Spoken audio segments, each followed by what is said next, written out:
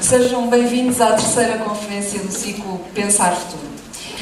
Hoje é chegado o momento de pensarmos nos grandes desafios éticos que a humanidade tem à sua frente à luz de diferentes conceitos, como o de inteligência artificial, ou mesmo de singularidade ou explosão de inteligência, que se referem ao momento em que a máquina ultrapassa o ser humano e consegue reprogramar-se a si própria e aumentar as suas próprias capacidades.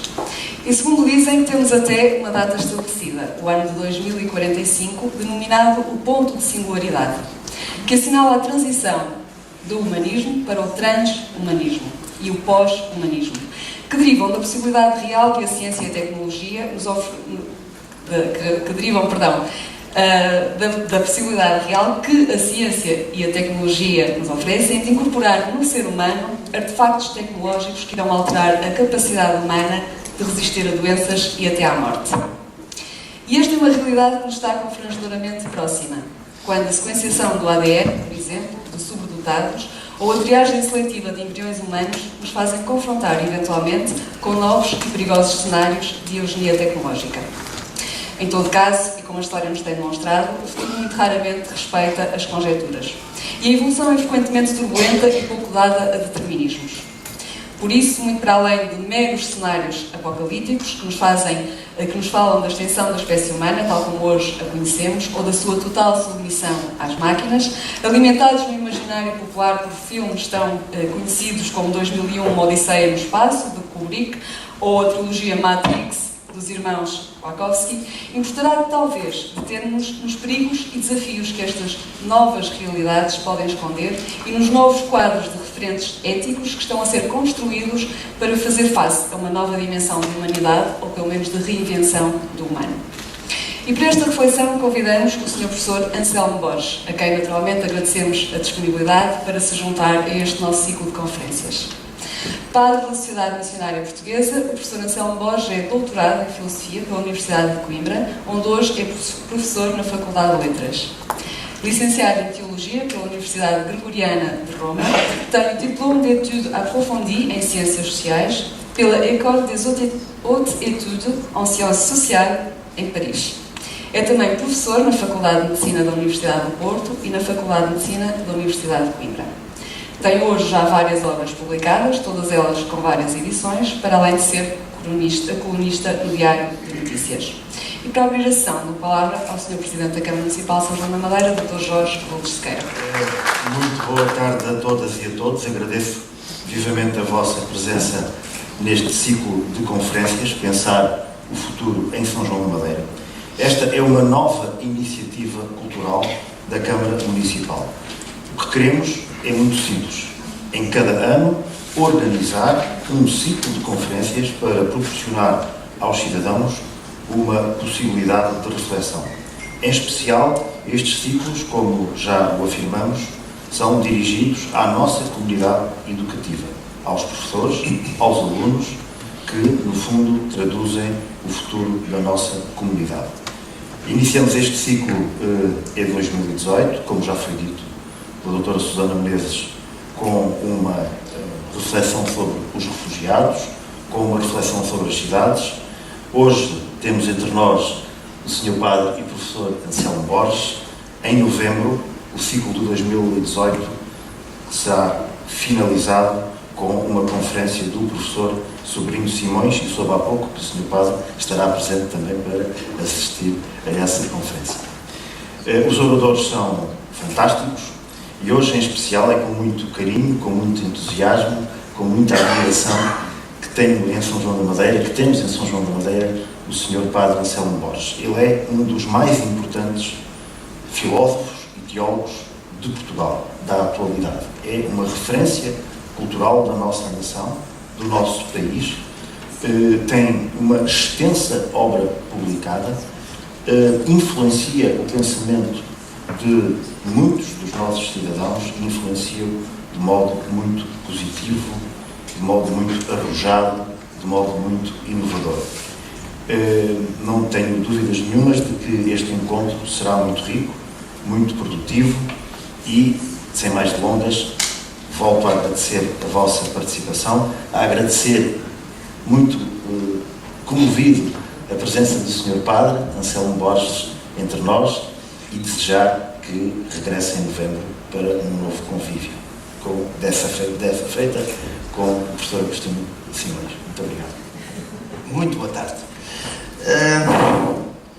Eu, em primeiro lugar, quero agradecer, mas agradecer muito, muito de coração este convite tão generoso que me foi feito para estar aqui. E eu agradeço muito, em primeiro lugar, ao Sr. Presidente do município de São João da Madeira, que eu tanto aprecio. Quero agradecer-lhe muito, muito de coração e, olha, e ao mesmo tempo felicitá-lo e felicitar São João da Madeira. Sabem porquê? Porque a humanidade, os seres humanos, dividem-se de muitos modos, mas a maneira fundamental de dividir a humanidade é entre pensantes e não pensantes. E São João da Madeira tem um ciclo de conferências, e por isso é que eu, em primeiro lugar, quero agradecer e felicitá-lo, tem um ciclo de conferências subordinado ao tema Pensar o Futuro. Pensar o Futuro. Cá está, a humanidade divide-se em pensantes e não pensantes. Que haja um presidente, que haja uma assembleia de um município, concretamente de São João da Madeira, que tenha um ciclo de conferências Pensar o Futuro, isso significa que aqui não há apenas políticos. Os políticos calculam, os estadistas pensam. Muitos parabéns. Pensar o futuro. Então, agradecer, felicitar e, em primeiro lugar, agora, entrando no tema propriamente dito, gostava de chamar a atenção para a urgência do tema. Cá está a humanidade e os seus desafios éticos para a humanidade do futuro. É um tema extremamente urgente, porque nós estamos perante um futuro que é cheio de promessas, mas também cheio de ameaças. Portanto, é urgente pensar este futuro, porque nós já não estamos propriamente em mudanças de uma época, nós estamos numa mudança de época, como vou mostrar, ou tentar mostrar, nós estamos perante um novo paradigma. Portanto, em primeiro lugar, chamar a atenção para a urgência deste debate, a humanidade e os seus desafios éticos, no quadro de pensar o futuro, e, por outro lado, chamar a atenção para as dificuldades no tratamento deste tema. Dificuldades porquê? Porque, olhem, em primeiro lugar, a humanidade é complexa, como sabem. Eu, há muitos anos que sou professor de antropologia filosófica e tenho a obrigação de refletir um pouco sobre o que é ser humano, o que é ser homem, o que é ser mulher, e chamo a atenção, em primeiro lugar, para a complexidade desta realidade que é o ser humano. O ser humano, que é uma realidade unitária, mas ao mesmo tempo numa tensão permanente, porque nós somos, em primeiro lugar, nós somos emocionais, não é? Nós somos seres que sentem o mundo, mas também somos racionais. E há aqui uma conflitualidade constante, permanente, entre a emoção e a razão. Depois nós somos seres enraizados, mas ao mesmo tempo abertos ilimitadamente. A constituição do ser humano é à maneira de uma árvore. Uma árvore tem raízes, nós somos enraizados. Por exemplo, somos de São João da Madeira, eu sou lá de cima da Rezende, percebem? E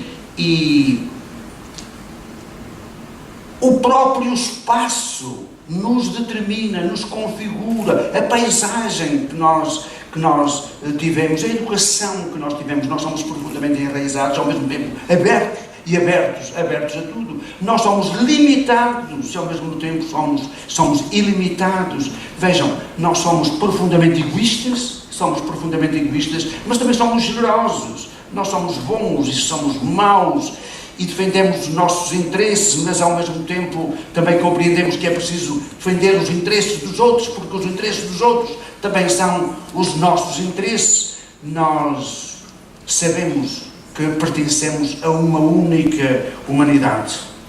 Cá está, urgência do tema, dificuldades do tema por causa da complexidade do ser humano, e hoje complexidade porquê? Porque vivemos pela primeira vez na globalização. E portanto dependemos efetivamente uns dos outros. E eu diria que a complexidade do tema se prende fundamentalmente com o excesso de poder da humanidade. Nunca a humanidade teve tanto poder. Poder para abrir horizontes novos de engrandecimento e melhoria da humanidade, mas ao mesmo tempo excesso de poder para a sua destruição. Então, a nível de introdução, gostava de chamar a atenção para isso. A urgência deste tema, deste debate, ao mesmo tempo a sua dificuldade e a sua complexidade. Então, olhando para a humanidade do futuro, desafios éticos. Desafios éticos. Reparem, não vou agora aqui distinguir entre ética e moral. Enfim, moral vem do latim moras, significa costumes. E, portanto, todos os grupos têm uma moral, sempre, de uma maneira ou outra, mas a ética é mais funda. Porquê? Porque a ética obriga a refletir. Porque é que é assim, não é de outra maneira. Por exemplo, eu lembro-me quando era miúdo, uma senhora ir ao café era uma coisa impossível, quer dizer, era imoral quase uma senhora numa aldeia ir a um café, não é? Mas a um dado momento é preciso refletir. Porquê é que é mau? É mau. E afinal concluís que não é mau. Cá está a reflexão ética.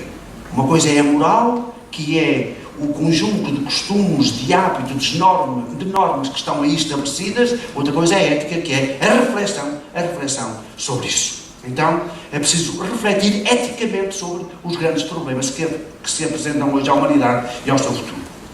E o primeiro tema que eu gostava de sublinhar, o primeiro grande desafio para a humanidade, diria que é o armamento nuclear.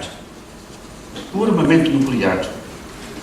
Vejam, pela primeira vez, isto aqui, a Terra anda cá há 13.700 milhões de anos, é muito ano, 14 mil milhões de anos para simplificarmos, e já repararam, isto lentamente andou e tal, e por evolução aparecemos nós, e é em nós que este gigantesco processo de 14 mil milhões de anos se reflete.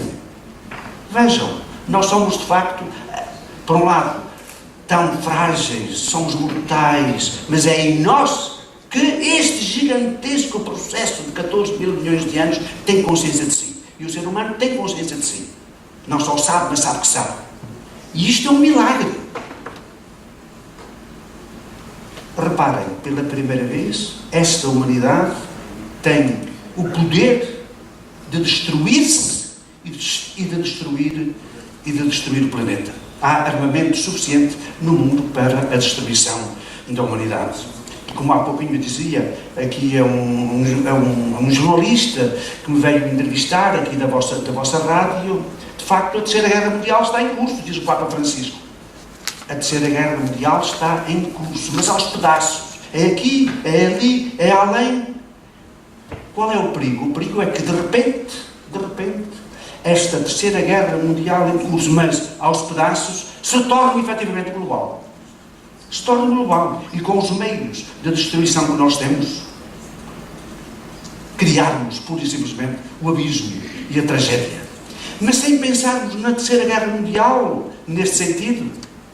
Pensem, por exemplo, que uma arma atómica cai nas mãos de um grupo terrorista. A humanidade ficaria em sentido. Imaginem o que é armamento atómico nas mãos de um grupo terrorista.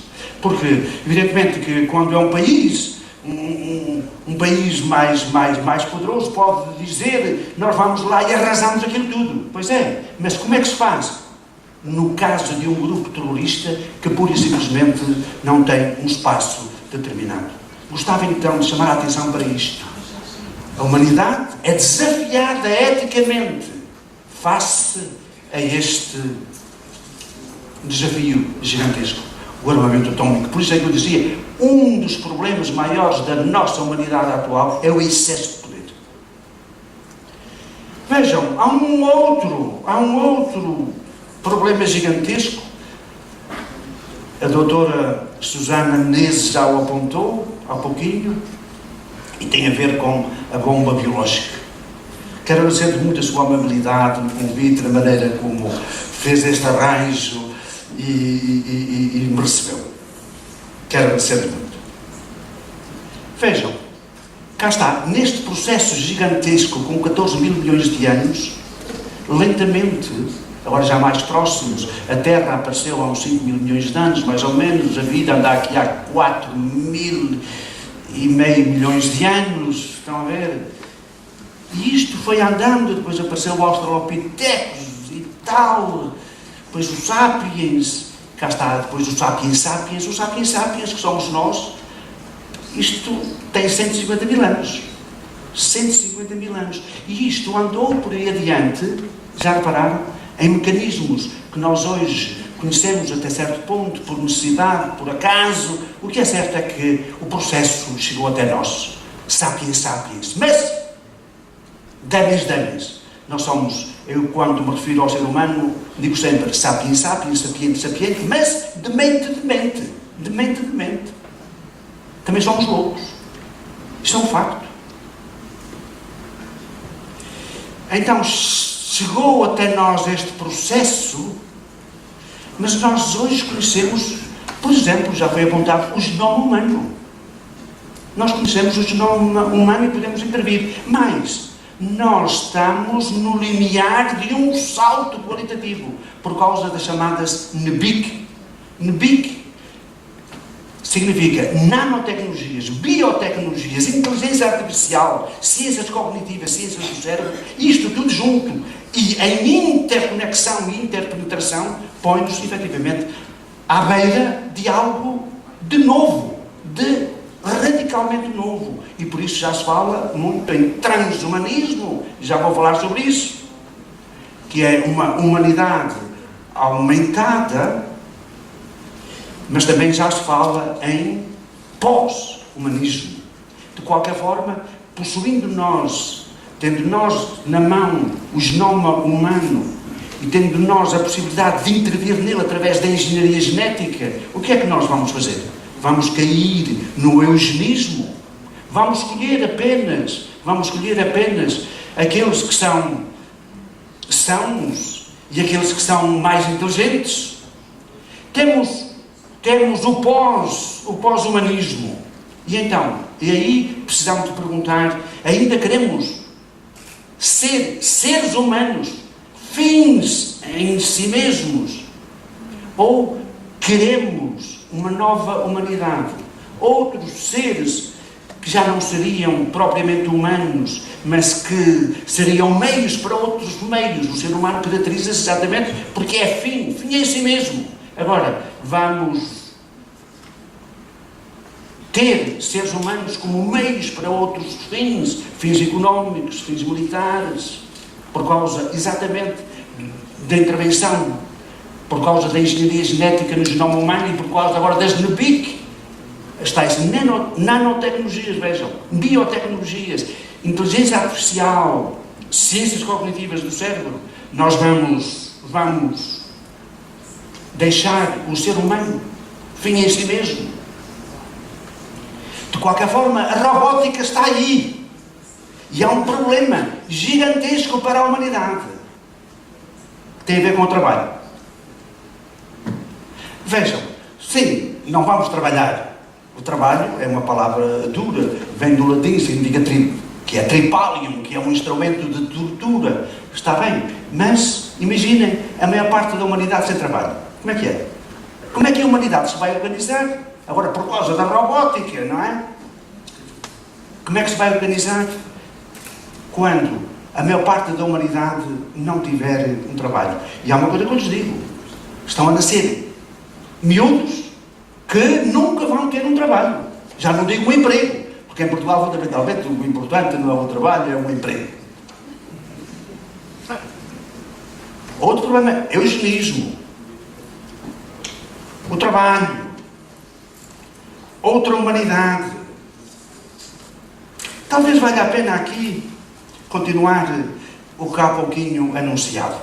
Cá está, as NBIC, nanotecnologias, biotecnologias, inteligência artificial, ciências do cérebro, ciências cognitivas, isto tudo junto e em interpenetração leva-nos a falar de transhumanismo e pós-humanismo. Quando nós falamos em transhumanismo, estamos a falar da passagem de uma medicina terapêutica, que é o que temos até agora, para uma medicina de aumento, concretamente através da engenharia genética e da hibridação. Um exemplo. Mediante um implante, ficar com uma visão diária.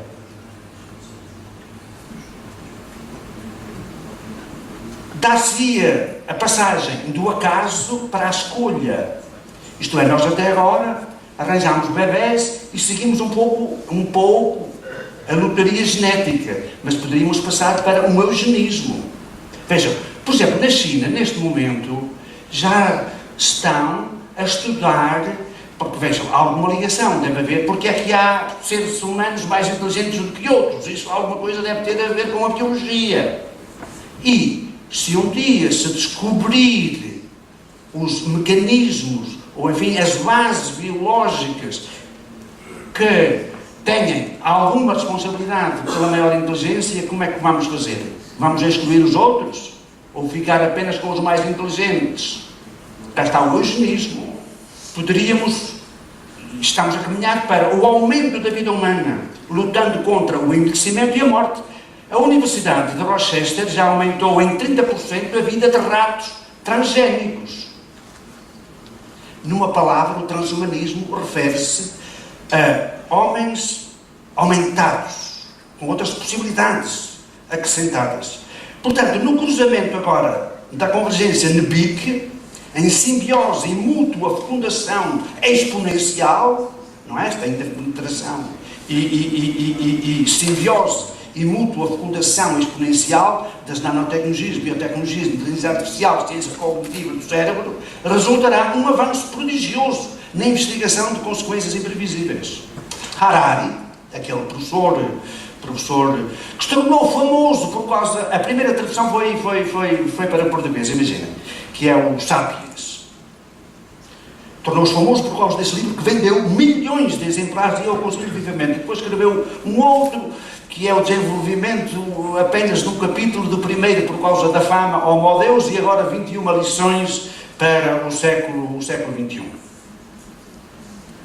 Harari, por exemplo, levanta esta questão: com a engenharia genética produziremos porcos? Não é esta hipótese, já se faz. Com a engenharia genética vamos produzir porcos com gorduras boas, ainda bem, não é? E poderemos pensar em... Agora, isto é outra questão. Ressuscitar, entre aspas, criaturas extintas, incluindo um neandertalense, que está, enfim, na cadeia da evolução antes de nós. Então, ressuscitar um neandertalense, por exemplo, e desse modo conseguir, talvez, comparando o seu cérebro com o nosso, identificar que alteração biológica resultou na consciência. Com ela e outras formas de engenharia biológica, pode pensar-se em realizar alterações profundas na nossa fisiologia, no sistema imunitário, na esperança média de vida, nas nossas capacidades intelectuais e emocionais. Se é possível já criar ratos super inteligentes, por que não seres humanos super inteligentes e que se mantenham fiéis aos seus parceiros, por exemplo? Já viram?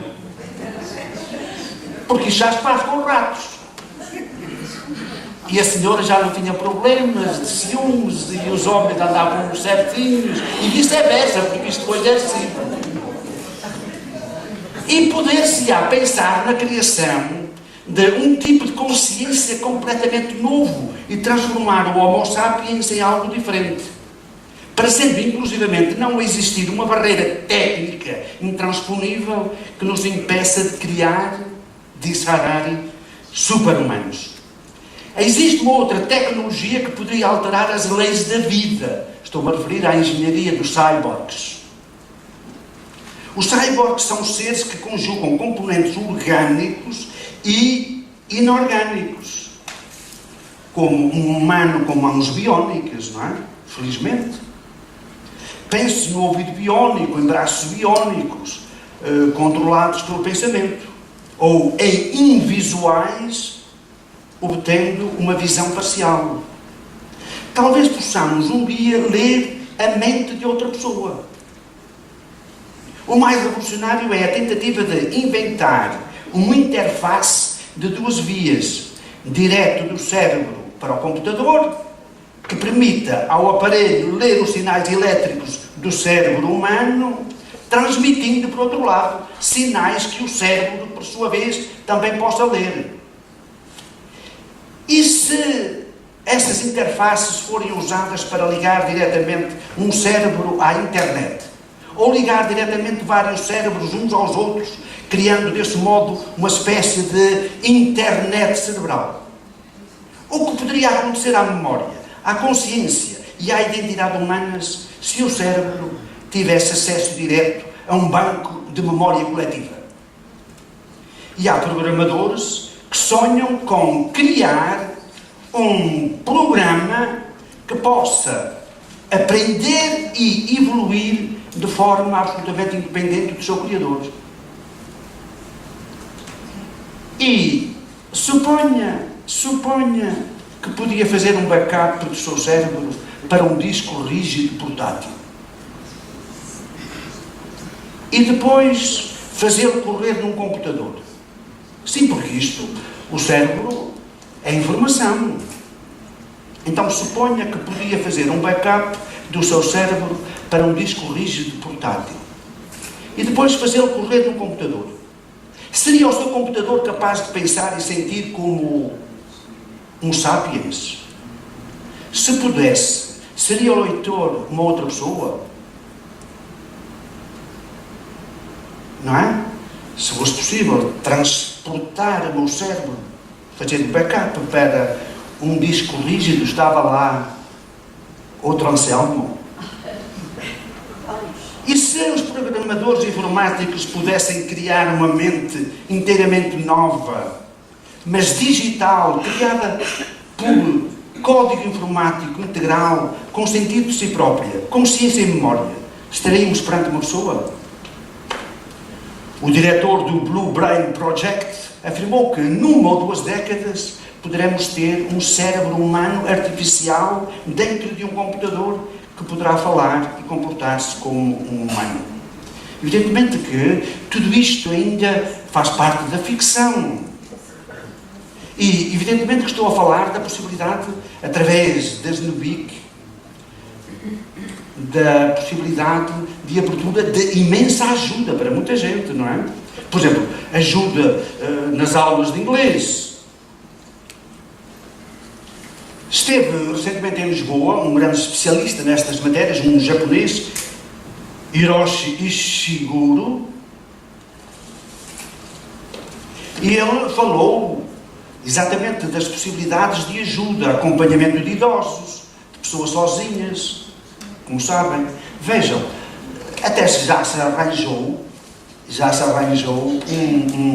um robô para as exéquias, para o funeral, numa determinada região, que eu não vou dizer qual, que faz aquilo, um robô que faz aquilo.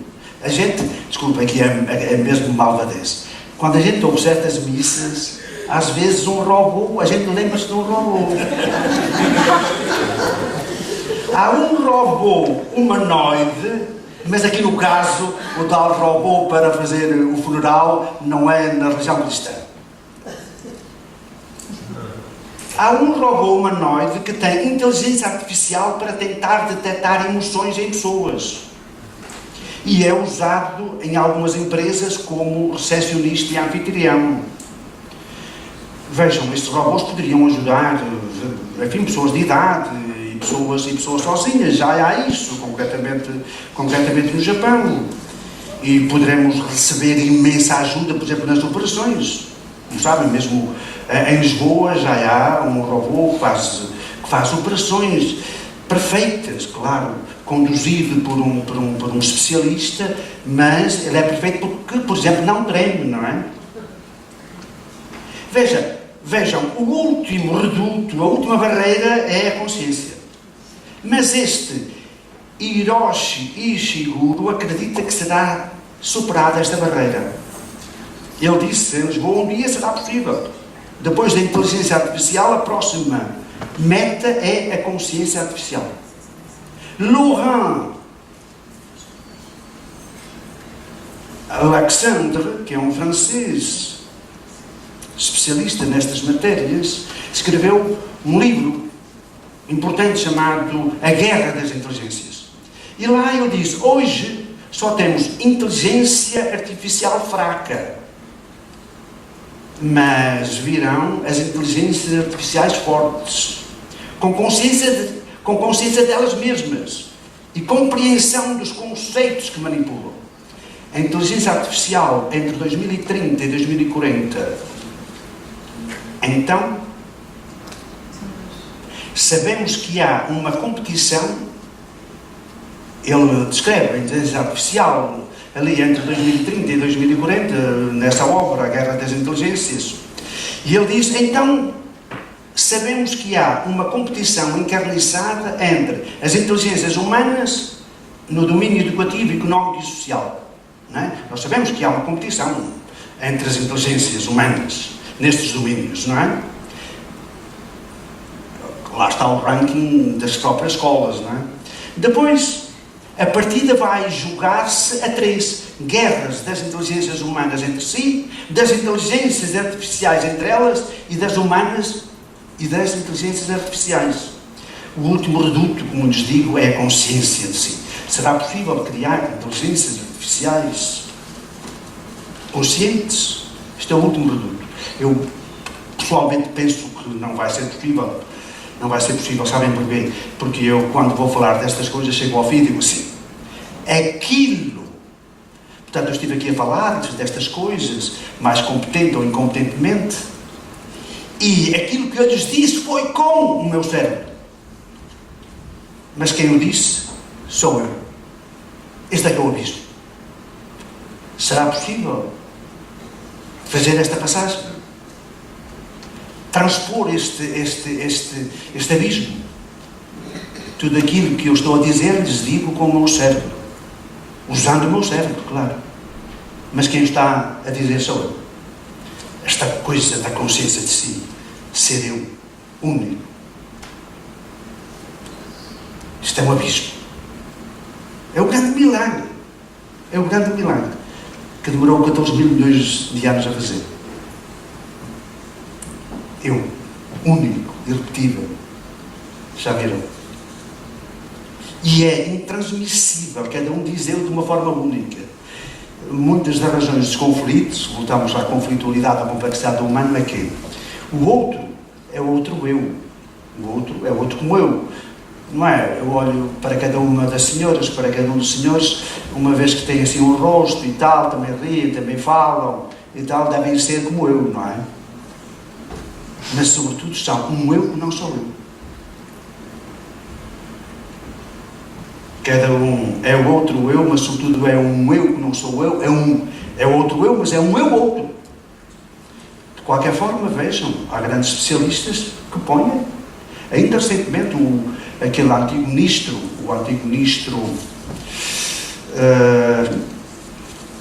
da Educação, que escreveu, Luc Ferry, que escreveu um belo livro sobre esta problemática, levantava ele próprio esta questão da inteligência artificial. De qualquer forma, levantei-lhes aqui outro horizonte imenso,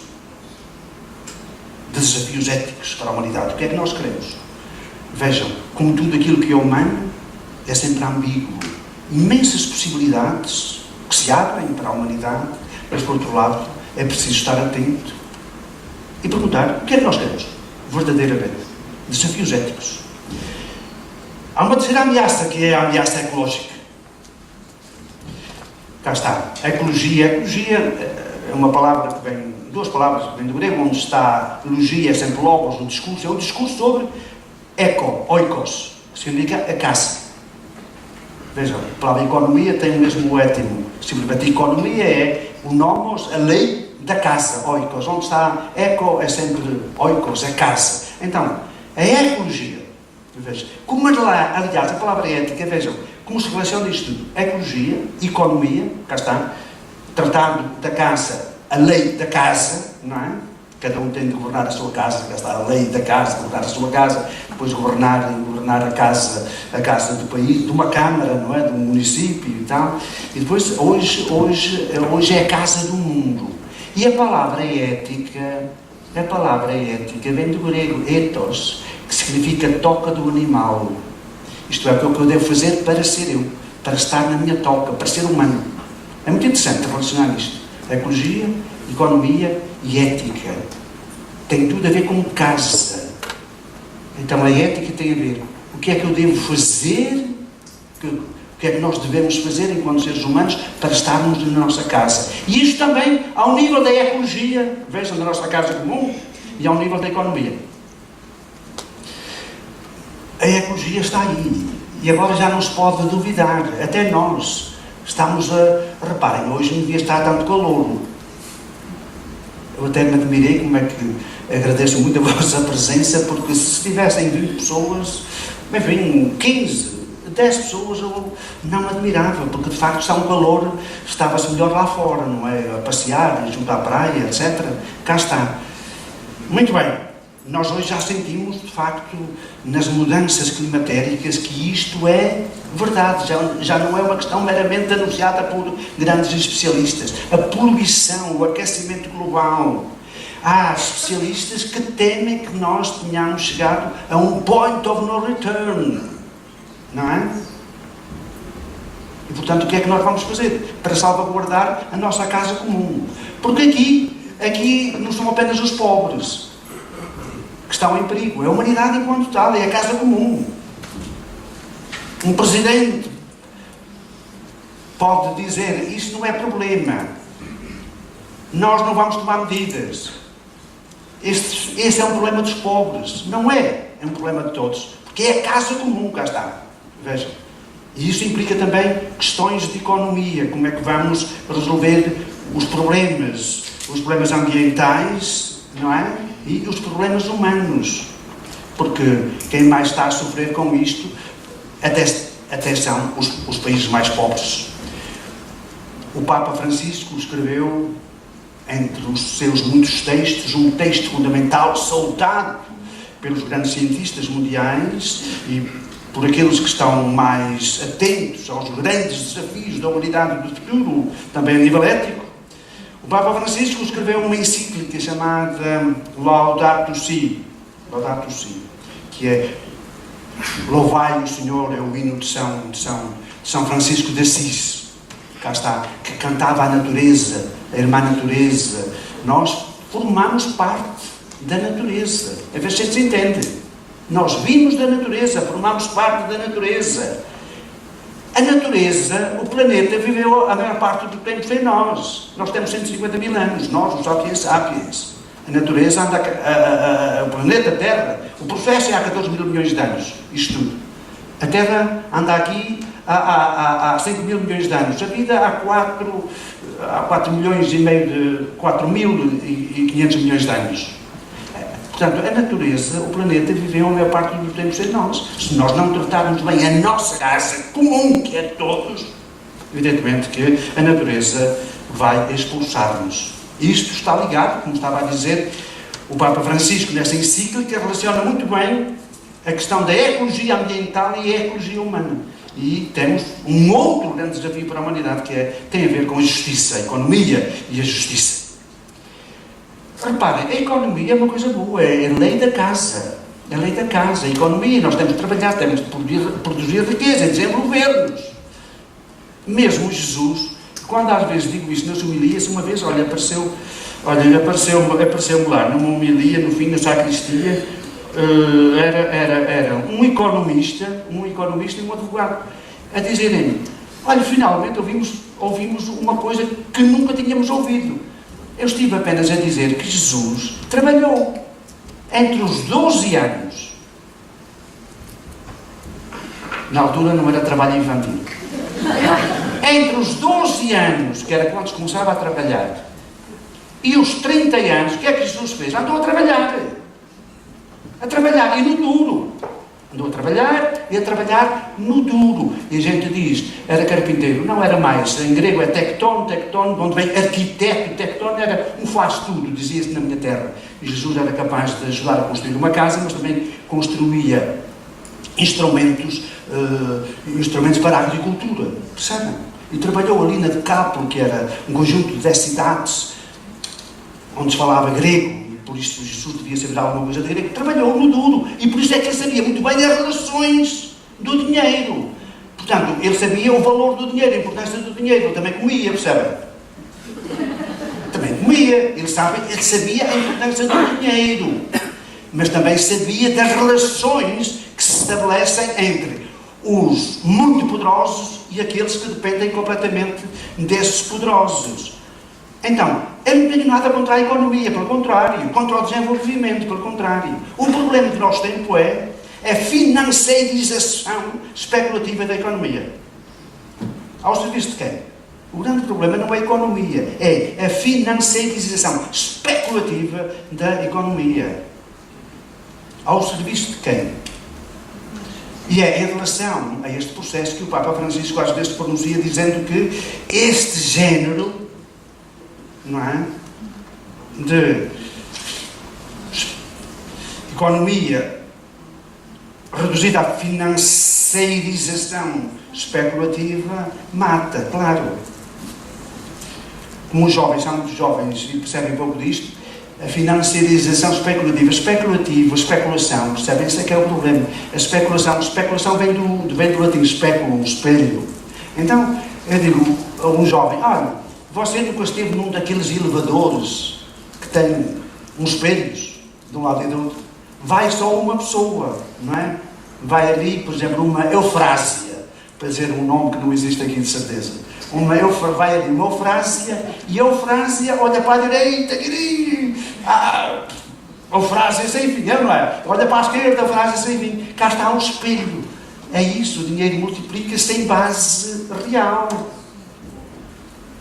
A financiarização especulativa da economia, este é que é o problema. E depois, temos, por outro lado, este grande problema que é, os mercados são globais, não é? E a política é nacional, quando muito regional. Portanto, como é que se controlam os mercados globais? Por isso é que eu digo, enquanto não houver estruturas políticas minimamente globais, é um desafio gigantesco para a humanidade. Como é que se faz? Como é que se controla?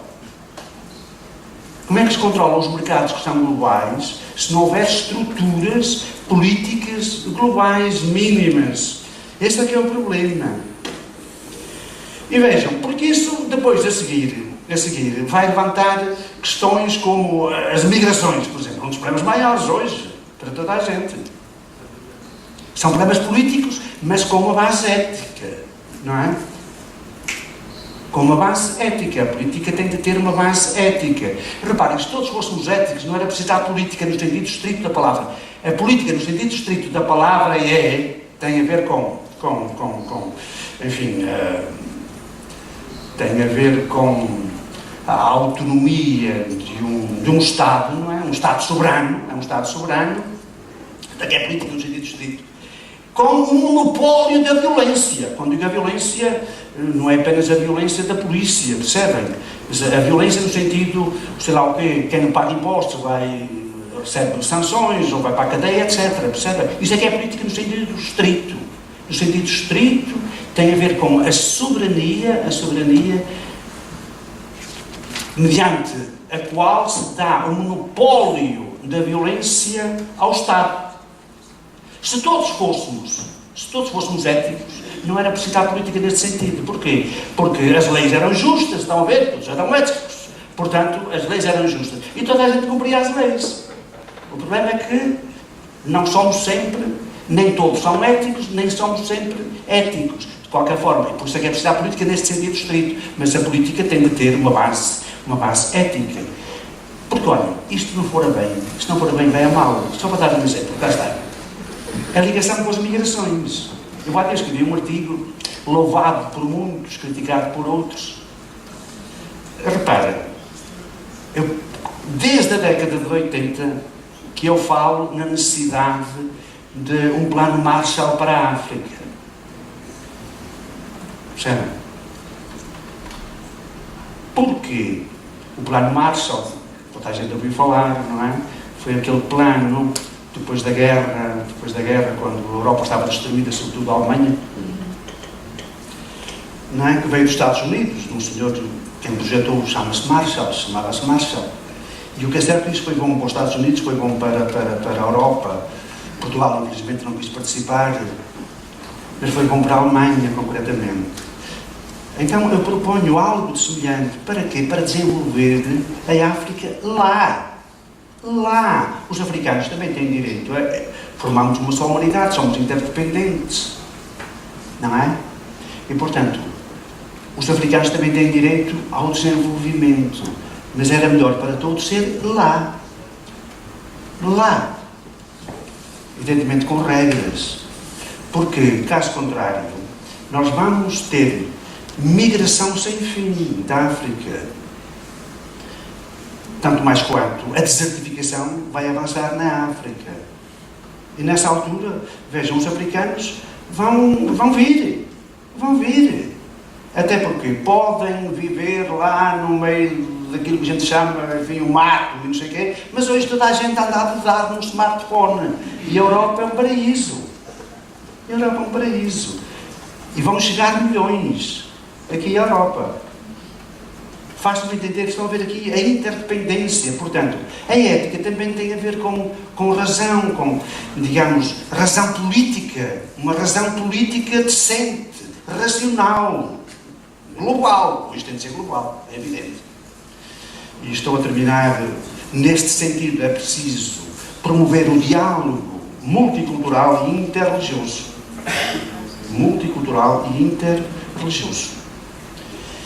Vejam, e multicultural porquê? Porque eu disse-lhes há pouquinho, logo no princípio, que o ser humano tem uma estrutura à maneira de uma árvore. Nós estamos enraizados, percebem?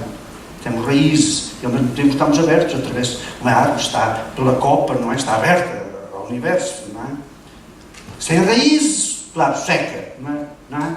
Mas também precisa de estar aberta para receber oxigênio, etc. A nossa Constituição é assim. Somos enraizados, eu sou da minha terra, tenho a minha língua e prezo a minha língua, percebem? E a minha cultura. É que as pessoas, frequentemente, não pensam suficientemente neste problema da identidade. A minha identidade é sempre o resultado de uma herança genética, não é? Daquele óvulo fecundado por aquele espermatozoide e de uma cultura. Imaginem que os meus pais eram diplomatas ou qualquer coisa e eu tinha nascido na Índia. Tinha tido outros contactos, não é? Outras escolas, etc. Era eu. Percebem? Era eu de outra maneira. Eu estou sempre enraizado. Daqui a importância da cultura. A cultura não é uma espécie de casaco, que a gente, um vestido que a gente tira este e mete outro. Percebem? A cultura faz parte da nossa identidade. Com isto estou a dizer que é necessário um diálogo multicultural e estou a dizer que é melhor, por exemplo, desenvolver a África lá. Façam-me entender. E o problema das migrações é um dos problemas maiores hoje da nossa Europa, não é? Da nossa Europa, um dos problemas maiores. Porquê? É preciso integrar. E como é que se integra? Estão a ver aqui o problema da cultura? É tudo simples, é tudo fácil. Venham todos e nós somos os mais generosos do mundo e devemos ser dos mais generosos do mundo. Mas depois há problemas reais. Cá está a importância de pensar no futuro. Parabéns, pensar. Isso é útil para todos. Para a boa política também. E termino mesmo. Sabem, para mim, o grande desafio para mim tem a ver com o déficit de sentido hoje. Esse é que é o problema. O déficit de sentido. Porque, no meu entender, o humanismo vive hoje confrontado com um duplo desafio. Por um lado, o animalismo, aquela ideia de que entre nós e os outros animais não há diferença qualitativa e essencial, mas apenas quantitativa de grau. Não. Eu acho que entre os seres humanos, nós, conscientes de nós, e os outros animais, que devemos tratar bem, claro.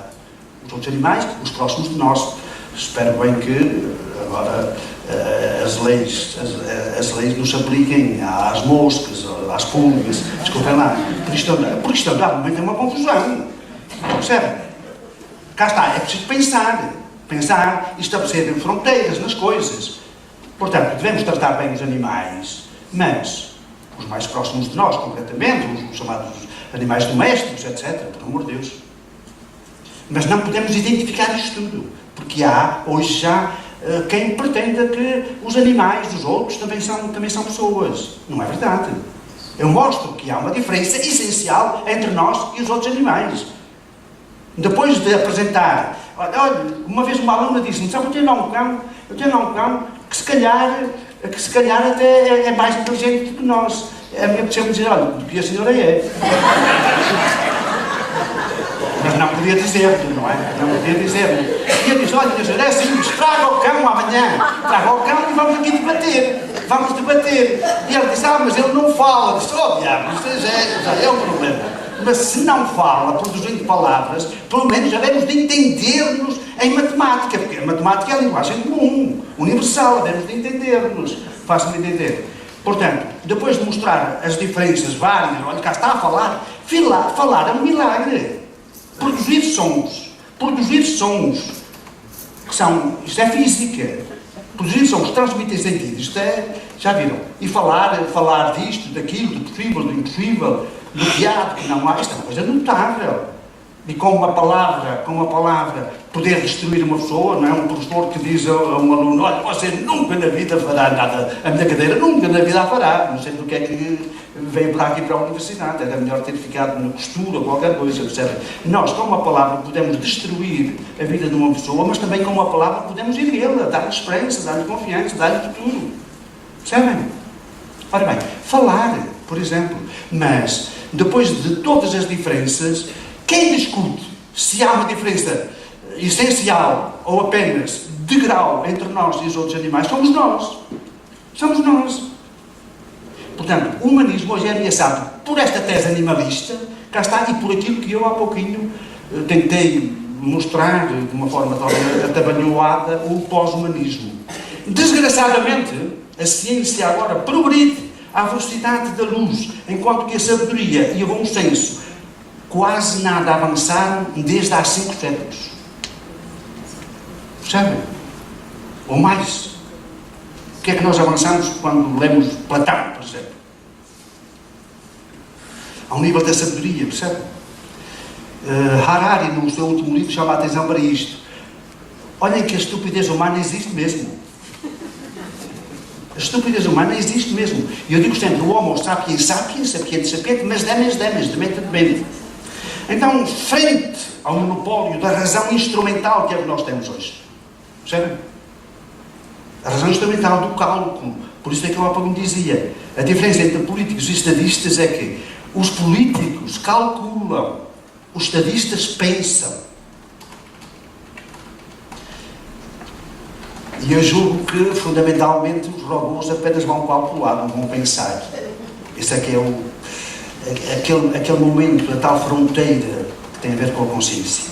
Frente ao monopólio da razão instrumental, com o materialismo e o consumismo e o vazio existencial criado pela falta de sentido, questão decisiva para o futuro é a do debate à volta da finalidade humana e da transcendência.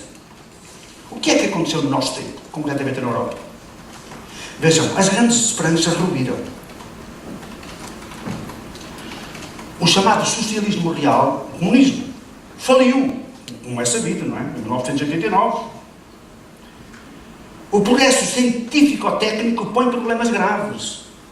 Apontei há bocadinho o problema da ecologia. A razão hoje já não se autodiviniza.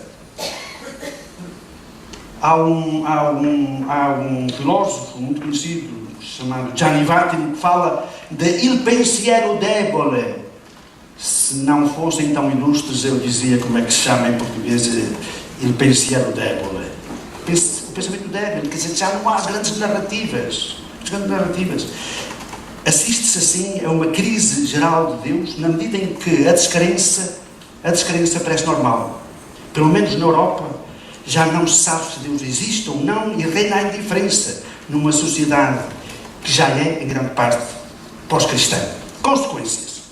Encontramos cada vez mais inseguros e assiste-se ao aumento de consumo de drogas e antidepressivos.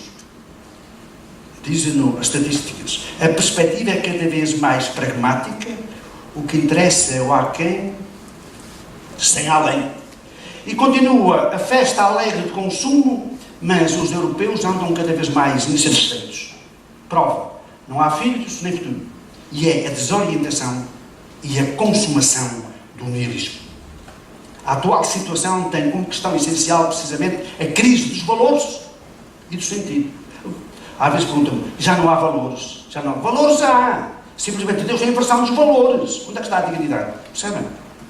E tudo está centrado no valor do dinheiro. E Jesus estava há pouquinho a dizer, sabia a importância do dinheiro, mas disse que não se pode servir a Deus enquanto pai e mãe que querem o bem de todos, não se pode servir a Deus, que é pai e mãe que querem o bem de todos, e o dinheiro enquanto Deus. Este é que é o problema. Então, a atual situação tem como questão essencial, precisamente, a crise dos valores e do sentido. Há um filósofo chamado Georges Gusdorf que diz: Deus morreu, a história enlouqueceu, o homem morreu. Tudo fórmulas desesperadas que exprimem a tomada de consciência e o ressentimento da ausência de sentido. Não colocando sequer a questão de Deus enquanto questão, que é a questão do sentido último. Reparem, a mim o que me preocupa não é o ateísmo. Os ateus a mim não me preocupam. Os ateus que sabem o que isso quer dizer. A mim o que me preocupa é a indiferença face à questão. Não colocando sequer a questão de Deus enquanto questão, que é a questão do sentido e do sentido último, a humanidade europeia sucumbe ao imediato. É uma visão fragmentária do aqui e agora, sem horizonte de ultimidade. E aí está, então, a falta de força anímica, a falta de projeto, a falta de futuro, como se Thanatos, que é a morte, tomasse conta da Europa. Isto, evidentemente, tem repercussões também na economia e na democracia. Não é por acaso que hoje já se fala em democraturas. Estão a ver os populismos, essa coisa.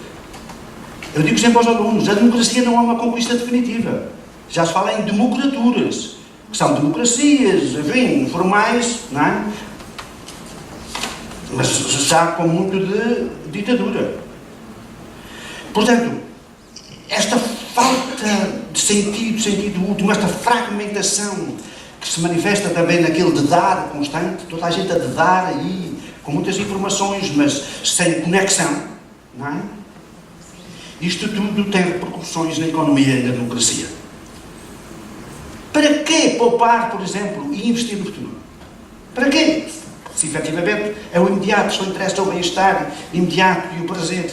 Já não há sentido último, que unifique, que faça da nossa vida um texto, da minha existência um texto. Václav Havel, um dos europeus mais lúcidos do século XX, foi presidente da República Checa. Václav Havel, um dos europeus mais lúcidos do século XX, preveniu, cito: pela primeira vez na história assistimos ao desenvolvimento de uma civilização deliberadamente ateia. E isso deve alarmar-nos, porque a transcendência é a única alternativa à extinção. Vejam, Nietzsche, o grande Nietzsche, Friedrich Nietzsche, escreveu aquela história do louco, O louco andava aí com um lampião a proclamar que Deus morreu. E o louco proclamou a morte de Deus. E diz Nietzsche, e esse foi o feito maior da humanidade. Matámos Deus. Deus morreu, matámos Deus. E isso, aparentemente, trouxe júbilo. Mas esse júbilo, aparente, é acompanhado de perguntas lancinantes do próprio Nietzsche. E são formuladas pelo louco. Agora que matamos Deus, agora que Deus morreu, já não sabemos onde é em cima, onde é em baixo, e tombamos para todos os lados, já não sabemos onde é para a frente e onde é para trás, e andamos por aí, e é noite, e é o vazio, é noite, e cada vez mais noite. E repara, talvez esteja a ser aparentemente muito pessimista, mas olhem para aquilo que nós sentimos e à nossa volta, e para esta nossa Europa. Se isto não faz lembrar aquele verso famoso de um poeta galego, Cabanilhas, que diz: e avançamos com o cadáver da esperança às costas. Mas eu quero ser otimista. Um poeta alemão, Hölderlin, disse: vou agafar isto da veste das rettet auch. Lá onde está o perigo, cresce também o salve. Obrigado por ter atenção. Muito obrigada, Sr. Professor. Acabamos de ter um momento absolutamente extraordinário neste ciclo de conferências, com um conjunto muito grande de conceitos e reflexões que o Sr. Professor nos trouxe para cima da mesa, da nossa mesa. Passamos pelos maiores desafios que temos agora pela frente, do armamento às questões da biotecnologia, passando ainda pela ecologia. Ficamos aqui com uma série de alertas e agora o momento é vosso. E o Sr. Professor está certamente ao vosso dispor. Por favor. Aqui sim, por favor. Dou a palavra ao primeiro interveniente, ao homem. Não que eu defina o homem primeiro. Então, penso. O que é que por favor. Voltar? Boa tarde. É o seguinte, pelo que eu percebi pelo seu discurso, Vossa diz que o futuro da humanidade passa por acreditar em Deus, ou num Deus. Pela história da humanidade, a maior parte de todas as guerras foram feitas em nome da religião. E a própria cultura humana que temos hoje, a sua origem foi assente na religiosidade. Por exemplo, na época pré-judaica, para o povo, em nome da saúde do povo, foi proibido, isto é um exemplo, o consumo da carne de porco para impedir certas doenças que a cura hoje temos acesso. Então, muitos estudiosos dizem que os líderes religiosos na época dizem que receberam essa revelação supostamente de Deus para criar uma lei que hoje é comparada a uma lei civil, usaram uma lei religiosa naquele tempo, que era assim que as coisas eram feitas, e foi então montada uma estrutura que cria uma religião, do qual também criou várias para com a humanidade. Queria que objetivasse, por favor, está bem? Então a minha pergunta é: a humanidade pode crescer, pode evoluir sem acreditar em Deus, ter ou não ter essa fé? Penso que não é importante no desenvolvimento da humanidade. Muito obrigada.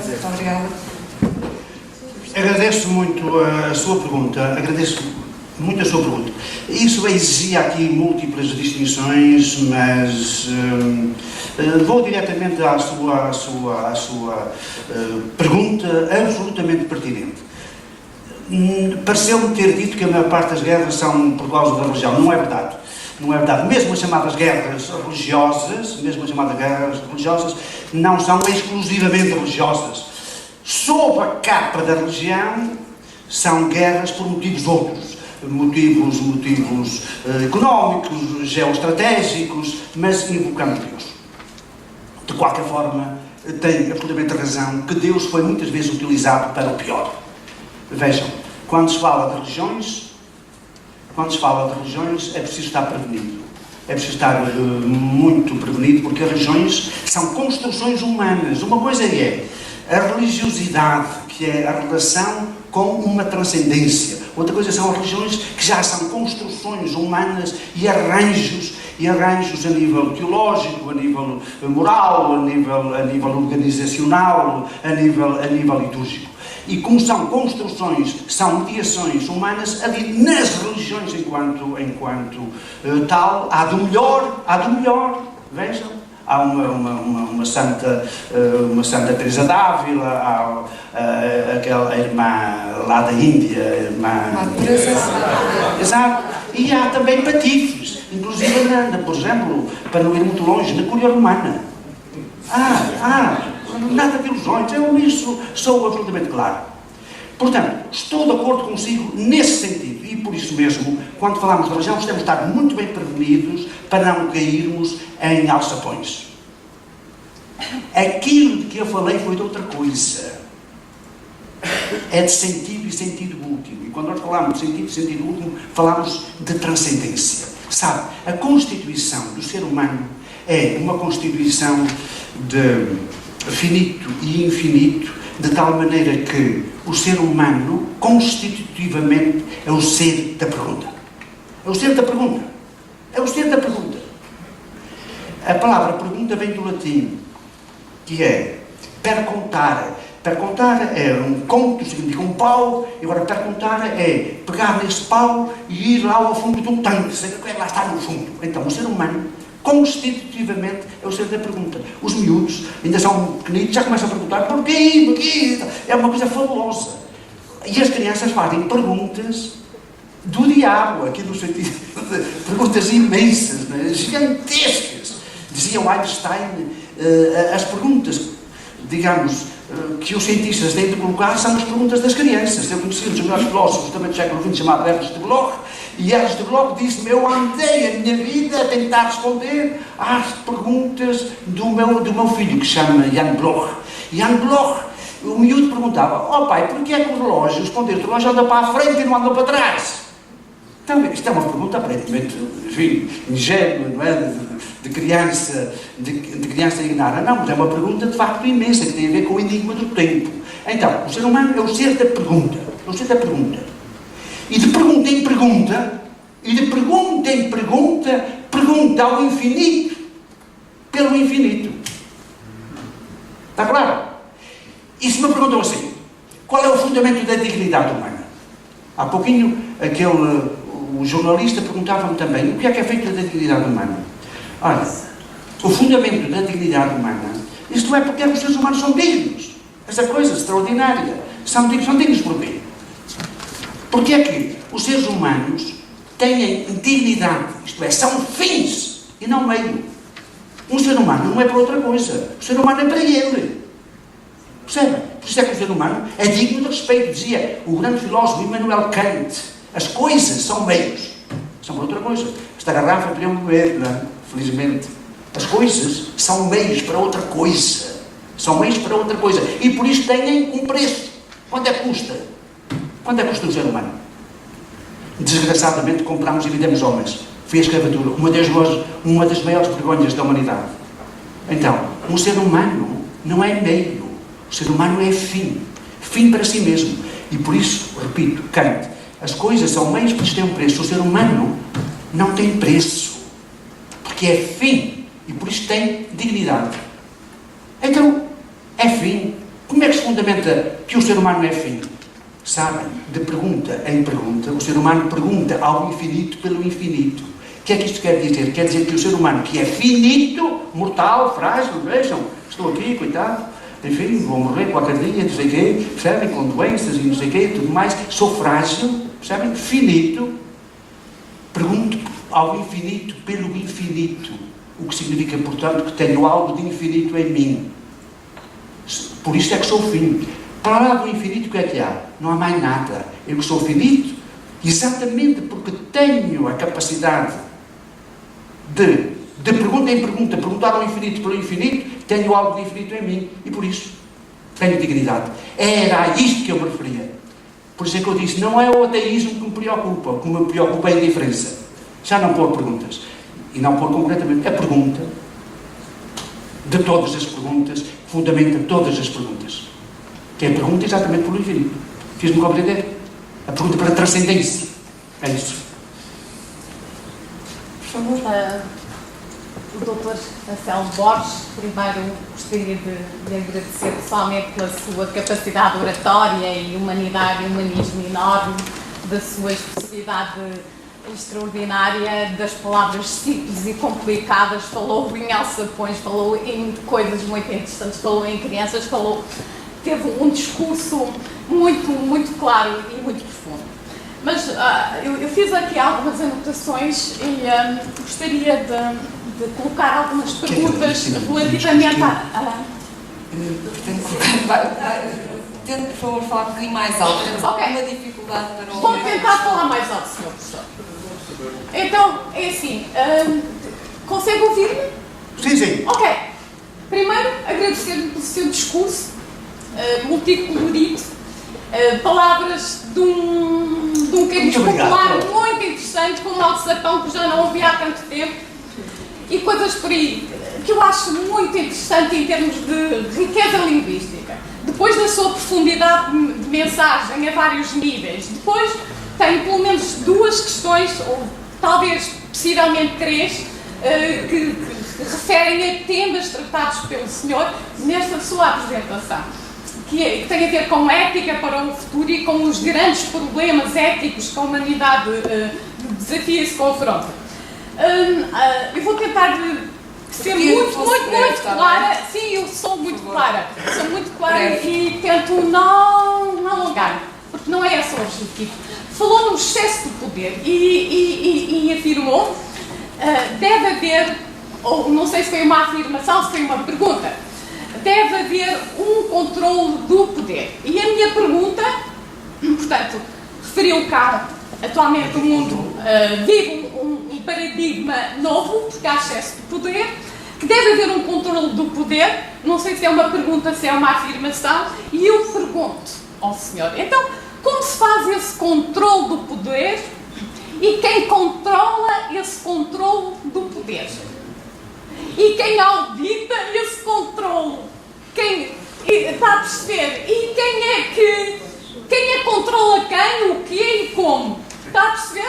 Porque no fim de contas estamos numa cidade de informação enorme. Está meio rasgado, certo? Isso é, o objetivo é esse, professor. O objetivo é esse, por cima é professor e pastor, ou... Portanto, nenhuma nem outra. Essa seria a primeira pergunta, sobre o excesso de poder e o controlo, a censura do poder. É uma pergunta muito pertinente e muito clara. Pronto. Deixe-me responder esta parte e depois posso seguir. Já não é pouco. Mas deixe-me ir boa. Ora bem. Pois foi, eu disse que estes desafios todos, em grande parte, baseiam-se no excesso de poder hoje. E vejam, o excesso de poder, para bem. Mas eu sou professor de vamos lá ver, é que responder a estas coisas, às vezes, é mais fácil fazer perguntas do que responder. Outra vez é mais fácil responder do que fazer perguntas. Ora bem, é que seria necessário começar aqui por várias distinções. O poder, o que é o poder? O que é o poder e a que poder a que eu me referi? Eu estava-me aqui a referir concretamente ao poder científico-técnico. Não, professor, ainda estávamos num excesso de poder conducente aos grandes furtos de insurreição, da terceira guerra nuclear e fragmentos.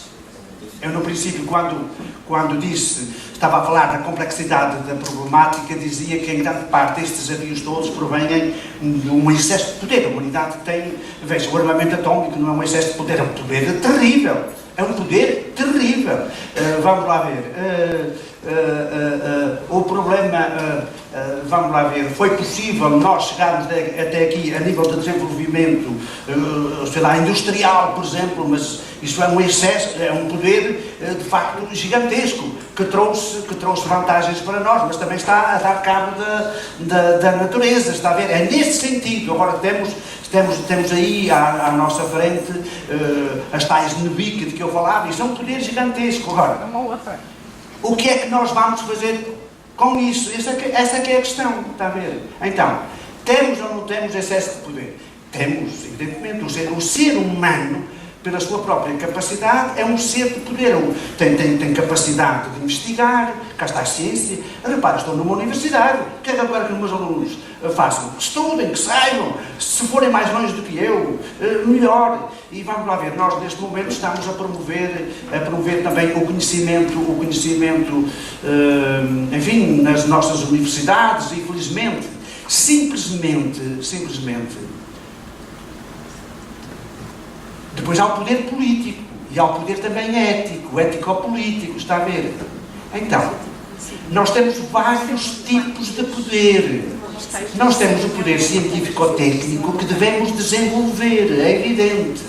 Agora, de forma indiscriminada, sem horizontes, sem pensarmos na humanidade. Está a ver? Este é que é o problema. Os pais têm poder, evidentemente que têm poder paternal. Agora, para quê? Estão a ver? Agora, por isso é que existe uma distinção que eu acho que é fundamental, que é entre poder, potência, está a ver? E autoridade. Por exemplo, Jesus não tinha poder. Jesus não tinha poder naquele sentido formal que nós temos, que referimos ao poder, enfim, científico e técnico. Não tinha poder político também, mas tinha autoridade, e as pessoas seguiam-no. A palavra poder, que tem muitos sentidos, repara, já estive aqui a falar do poder paternal, o poder dos professores, por exemplo, que são poderes formais, que podem ser democráticos ou podem ser, pura e simplesmente, autocráticos, não é? Temos o poder científico, temos o poder técnico, e hoje o grande problema é que, enquanto que tradicionalmente nós tínhamos o poder científico, a ciência pura, chamada ciência pura, que era a pura investigação, que depois se aplicava à técnica, hoje já não há ciência de um lado e técnica do outro. Hoje, isto é tecnocientífico, não é? O nosso poder, é sempre tecnocientífico. Porquê? Porque para fazer a pura investigação científica já é preciso a técnica. Está aqui um professor da Faculdade de Engenharia da Universidade de Porto que não me contradirá. Hoje é o poder tecnocientífico. Ele tinha autoridade, ele nem sequer era não era Presidente de Câmara, nem sequer era Presidente de Junta ou isso, mas tinha autoridade. Isto é, passou pelo mundo fazendo o bem e promovendo as pessoas. E as pessoas ouviam-no e sentiam-se libertas e foram atrás. Veja, o grande desafio hoje da nossa humanidade, que tem efetivamente imenso poder, é saber como é que vai pôr esse imenso poder ao serviço da humanidade e de toda a humanidade. O que é que nós queremos para o futuro? Está a ver? Por isso é que há aqui, eventualmente, professores. Veja, nós hoje corremos o risco mesmo ao nível agora do ensino, de puxar exclusivamente pela ciência, pela técnica, não é? Pelo poder científico-técnico, pela tecnociência, para usar a palavra técnica. E esquecemos a outra dimensão, que é a dimensão humana. A primeira vez, quando apareceu o meu novo reitor da Universidade de Coimbra, houve praticamente ainda ninguém o conhecia, e houve um encontro lá, por acaso até foi no Casino da Figueira, e eu perguntei-lhe: Sr. Reitor, como é que é? O Sr. Reitor agora vai promover fundamentalmente a ciência, a tecnociência, ele ainda por cima vem da computação, e o que é que vai ser com as chamadas letras? E ele disse, é evidente que eu vou promover a ciência, a tecnociência, e vou promover as letras, as humanidades. Porquê? Porque não basta a tecnociência, porque quando nós estivermos muito desenvolvidos tecnocientificamente, vem esta pergunta a seguir fundamental. Para quem? Tudo isto serve para quem? Querida e boa amiga, que fez a grande pergunta. Ouça, a pergunta é exatamente esta que eu não sei responder. Claro. Tem de ser todos. E por isto há um grande filósofo ainda vivo, que se chama Jürgen Habermas, o maior filósofo vivo. Ele fala da razão comunicativa. Temos de ser hoje nós, a humanidade inteira. Em primeiro lugar, tomando consciência, cada um fazendo o seu possível. Depois, por grupos, por grupos formando em círculos cada vez mais vastos.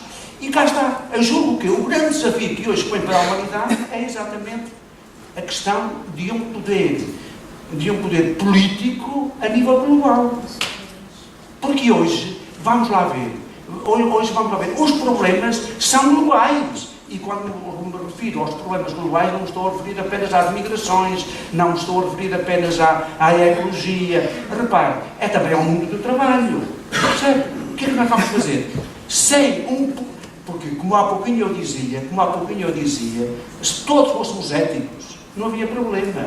Mas uma vez que nem todos somos éticos e nem somos sempre éticos, precisamos do poder político naquele sentido de que eu falei. Mas uma política agora que tem de ser global e fundada na ética, em humanidade. Eu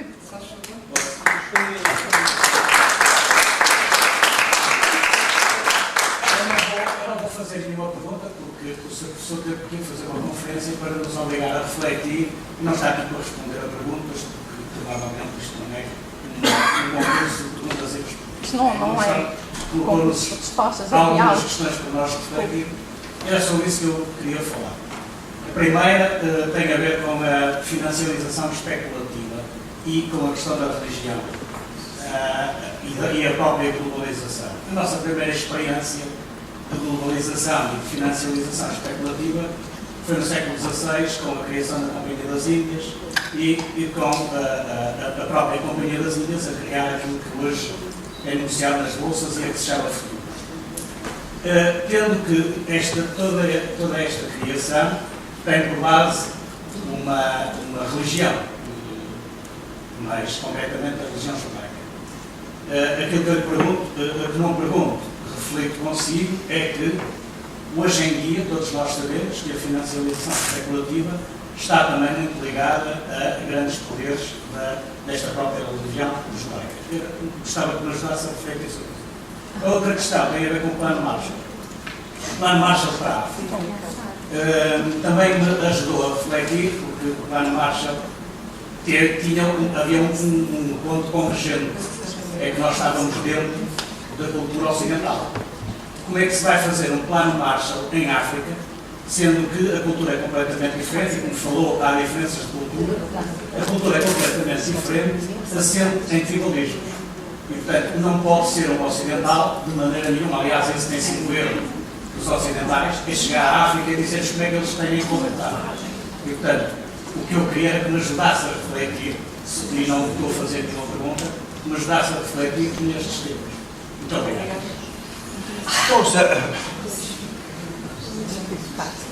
Sim, de facto, este problema das culturas realmente é um problema tremendo. Agora, aquilo que eu pretendi foi apenas aliás, veja, eu escrevi um artigo sobre isso e passados 2 dias, Macron e os países do Benelux vieram exatamente até com o termo, um plano Marshall. Isto é, aquilo que eu quero dizer temos de fazer qualquer coisa.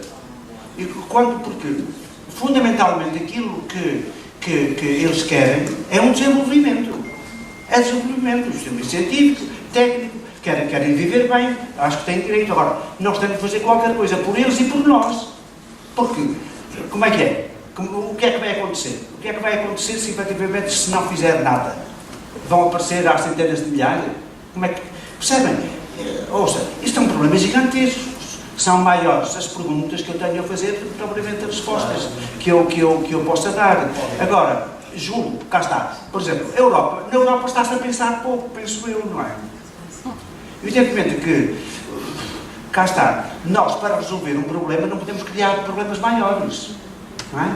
Nós para resolver problemas não podemos criar problemas maiores. E de facto, neste momento, problema enorme é o das migrações. O que é facto é que, neste momento, na Europa, há problemas imensos exatamente por causa das migrações. E as tais democraturas estão a aparecer, populismos, não é? Populismos, xenofobia, estão a aparecer exatamente por causa das migrações. Evidentemente que há Kant, para voltar sempre a Kant formulou o chamado direito de hospitalidade. E a argumentação dele é impressionante. Vejam, Kant, que vivia ali reparem, eu nunca saí da terra dele, lá da sua cidade, mas estava muito bem informado, porque recebia notícias até dos Estados Unidos, que vinham via Inglaterra, ali pelo Báltico e tal, estão a ver ou não? Ora bem, e portanto, cá está, em primeiro lugar, a gente informar-se, depois a seguir pensar. E ele dizia, desde que se descobriu que a Terra é redonda, há o direito e o dever de hospitalidade. Porquê? Porque desde que se descobriu que a Terra é redonda, os seres humanos põem-se em marcha, sabendo que voltarão à sua Terra, porque isto é redondo. Percebem? Quando havia aquela ideia de que isto era como é que chama? Plano, não é a malta ia e depois caía a onda. Agora não, sabias que voltava. E então diz ele que há o direito de hospitalidade. É o direito de hospitalidade. A hospitalidade, isto é, de passagem. Todos têm direito a visitar a Terra, porque a Terra de facto é de todos. Mas vejam, as palavras são sempre tremendas. A palavra hospitalidade, que dá hóspede, dá hotel também, veja, agora há o hostel, estão a ver? Também há. Então, hóspedes, dá hospital e dá hotel, que é um lugar de hospedagem. Mas já repararam, quando a gente chega a um hotel pelo não é? Pedem-nos o bilhete de identidade, e agora também o cartão de crédito, e não sei o quê. Cá está, porque hostal vem de, agora o hostel vem de hostis, em latim significa hostil, inimigo. Então, é um hóspede, mas ao mesmo tempo pode ser um inimigo, estão a ver ou não?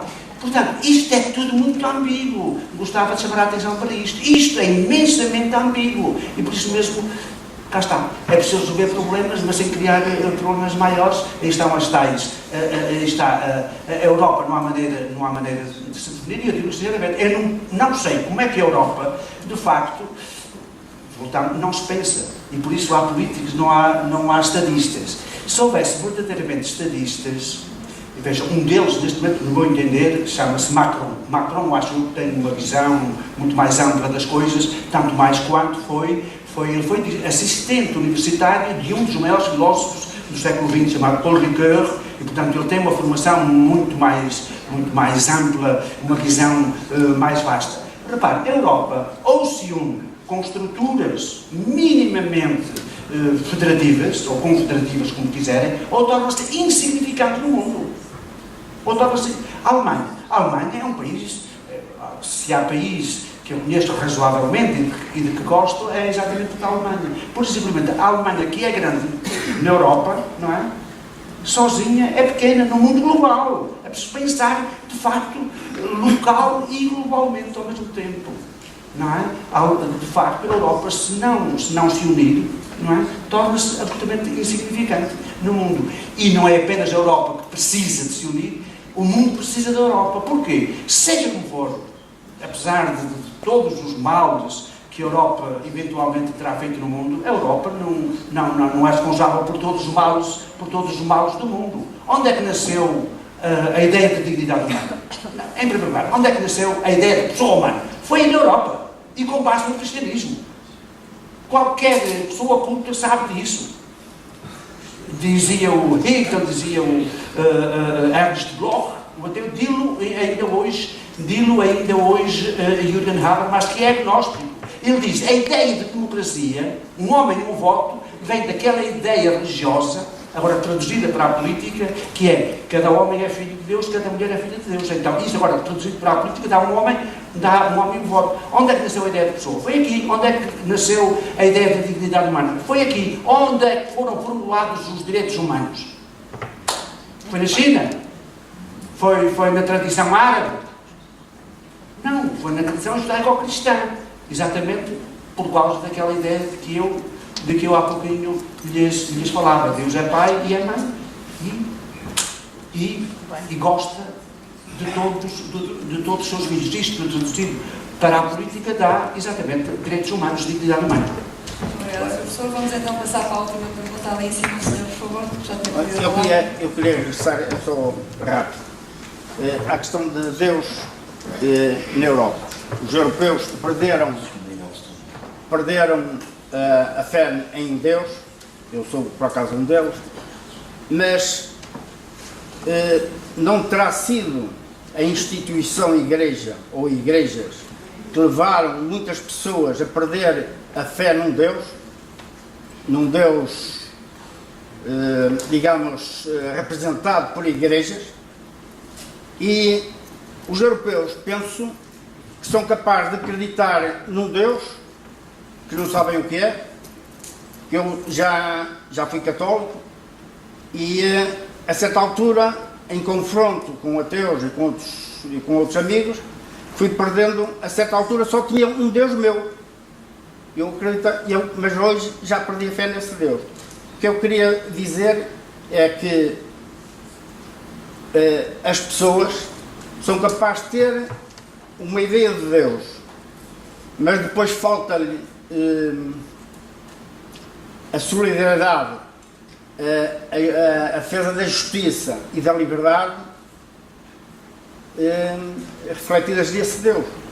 E, portanto, a Europa anda um bocado perdida, porque virou-se para o ter e deixou de ser. E era só essa reflexão que eu queria fazer. Mais uma pergunta para ser colocada, se calhar colocamos as duas perguntas. Era o Sr. Meirelles. Por favor, então. Gostei imenso da sua conferência. Gentileza sua. É um dever meu realçar a importância que teve para nós todos os transformadores, a sua vinda e a explanação de todas essas verdades que o senhor ali enunciou. Eu entendo que verdades disse 95%. Inverdades 5%. É a minha distinção, a minha tabela. Obrigado. Por exemplo, eu não concordo com esta história do plano Marshall para a África. Primeiro porque eu vivi em África muitos anos. Em Angola, precisamente, 10 anos, conheço aquelas etnias todas.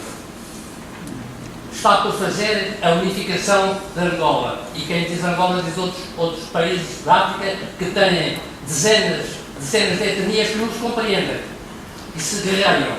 Portanto, um plano Marshall para a África, quanto a mim, é uma utopia. Uma utopia. O mundo caminha assim para a globalização, a mixinização de todas as espécies, de todas as raças, e vamos formar uma raça única, porque só há uma raça. É a raça humana.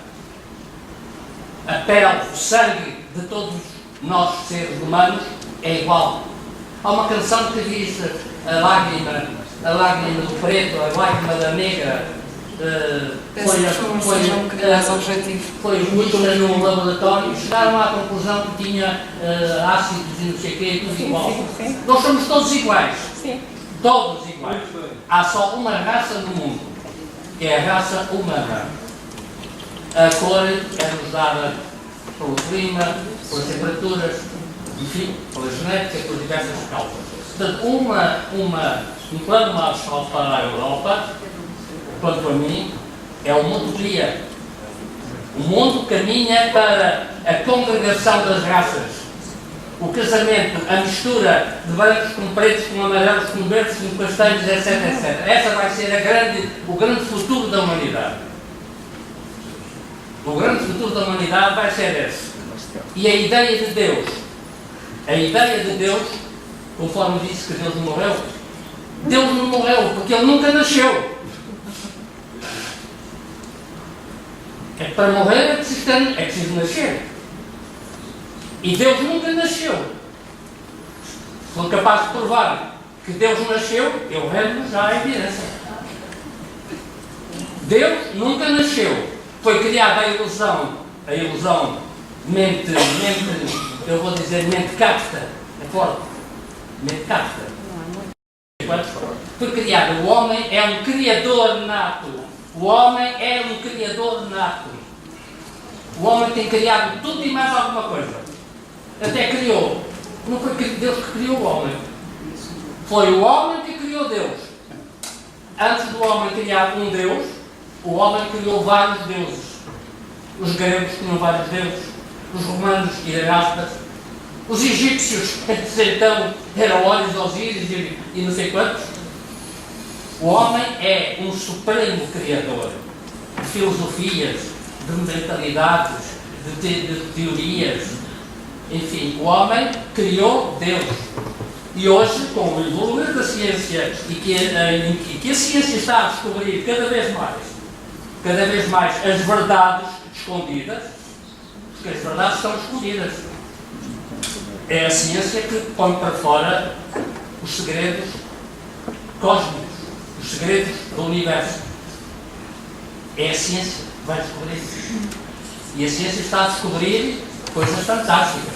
Porquê? Mentalidade, inteligência humana. Eu vou pedir, por favor, Vou terminar. o raciocínio com brevidade. Vou terminar já. Muito obrigada. Mentalidade humana. Deus é outra utopia. Deus não existe. E há uma coisa que eu gostava de perguntar.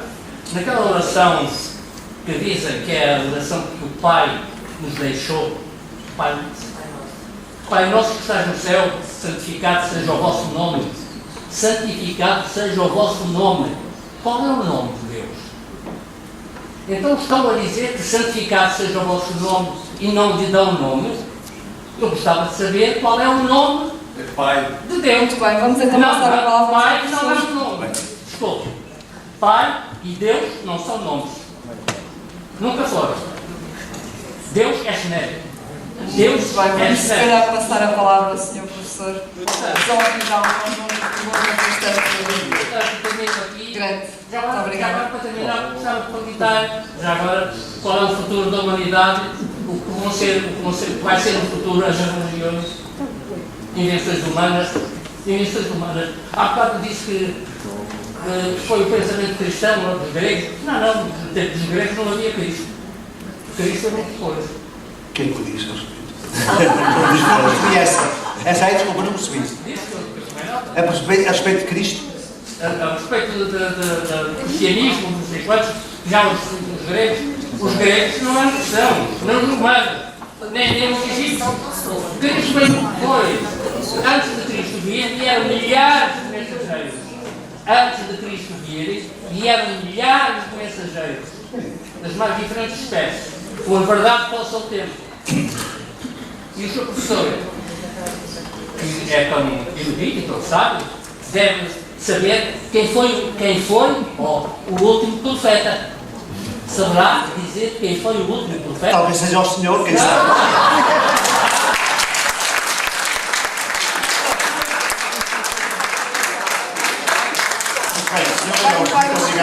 Muito obrigado. Dar continuidade. Não, já terminou mesmo. Obrigado. Isso agora é a resposta do Sr. Qual é? A política que é o que é o Senhor. Muito obrigada. Vamos então encerrar o nosso debate. Ou seja, eu Um começaria... grande desafio, hein? Diga. Um grande desafio. Sim. Qual é a política e a religião? Começava até por isso, que rapidamente. Evidentemente que eu acho que é uma conquista fundamental a separação da religião da política.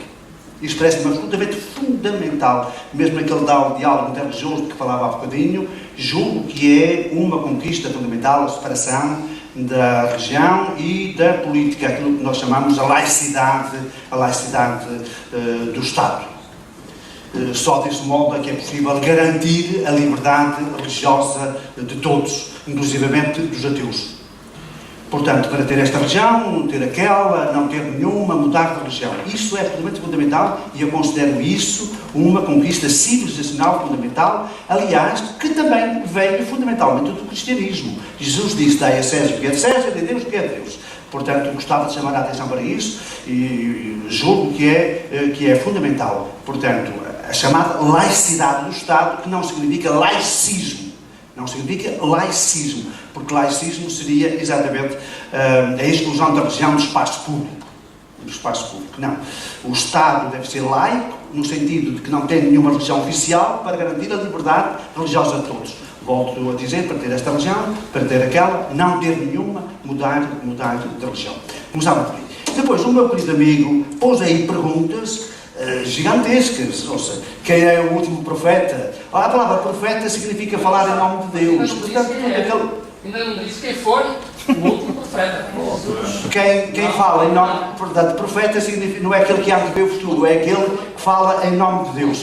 Portanto, o meu amigo fez-me aqui. Não sabe. E o senhor professor, se calhar, também. Não, ele tem a obrigação de saber quem foi o último profeta que veio à Terra. Eu não estou a dizer, provavelmente está o senhor, eu não sei quem é. Eu não sei quem foi, mas é que eu não sei. Confesso a minha ignorância, não sei quem foi, qual é o último profeta. É a religião. As religiões não sabem. Já ouviu falar na fé Bahá'í? Já. Então quem então sabe? Esse é que é o último. Então sabe perfeitamente quem foi o último profeta. Não sei.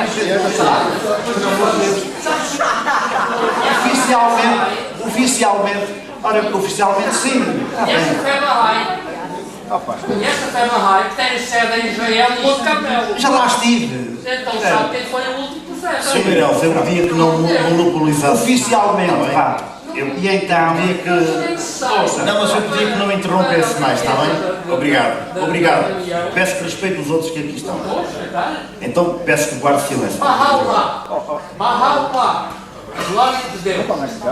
Muito obrigado. Portanto, o nome de Deus, ninguém sabe qual é o nome de Deus, porque Deus é um mistério que está para lá de tudo aquilo que se possa dizer e pensar. De tudo o que se possa dizer e pensar dele.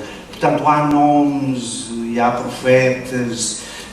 Quando há pouco eu dizia, não era a sério, quer dizer, tudo aquilo que fala. Porque, repare, o diálogo interreligioso, veja, eu sou mais tolerante do que poderia parecer. Eu até defendo que do diálogo interreligioso fazem parte os ateus e os agnósticos. Os ateus que sabem o que isto quer dizer. Sabe porquê? Porque são os ateus que chamam a atenção aos crentes, uma vez que estão de fora das religiões oficiais, que chamam a atenção para a desumanidade e para as superstições, tantas vezes, das religiões. Está a ver? Portanto, o nome de Deus não tem nome, que é um mistério que está para lá de tudo que se possa pensar e dizer dele. Ele é a ultimidade. E por isso é que eu sou contra o fundamentalismo. Porquê? Porque o fundamentalismo pretende dominar Deus, possuir Deus, dizer o seu nome, mas há fundamentalismo religioso, mas também há fundamentalismo político, não é? Também há fundamentalismo político, também há fundamentalismo económico. O fundamentalista é aquele que diz, eu possuo o fundamento, mas não, ninguém possui o fundamento. A palavra fundamentalismo vem daí. Aliás, de Fundamentals, que era uma seita americana dos anos 20 do século XX. De Fundamentals, mas pretendiam possuir o fundamento. Não é. Ninguém possui o fundamento. Nem eu. Está a ver?